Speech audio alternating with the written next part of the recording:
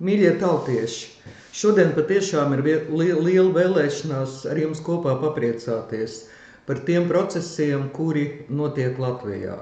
Mēs, protams, varētu joku pēc 15. februāri nosaukt par Grevcovas izgāšanās ceturtdienu, bet es piedāvāju to nosaukt par taisnīgumu ceturtdienu.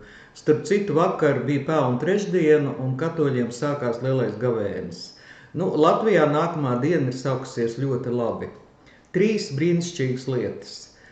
Viena ir tā, ka Rīgā visdrīzāk mums būs jauni ielu nosaukumi par godu latviešu kultūras un politiskiem darbiniekiem.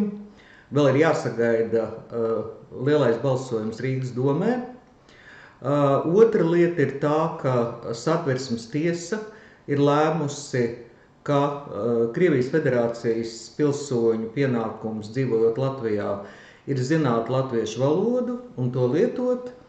Un no tā izriet, ka tas attiecas arī uz visiem pastāvīgajiem Latvijas iedzīvotājiem, kuru pienākums ir zināt un lietot valsts valodu. Lielā mērā tiek pielikts punkts tai lingvistiskajai agresijai no Krievu puses, ko mēs visi pieredzējām jau gandrīz 80 gadus Latvijā.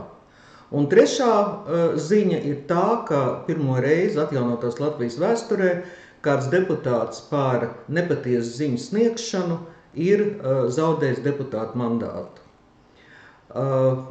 Cīņa nav galā, tā nebeigsies. Ko lai es saku? Uz priekšu uz jaunām uzvarām.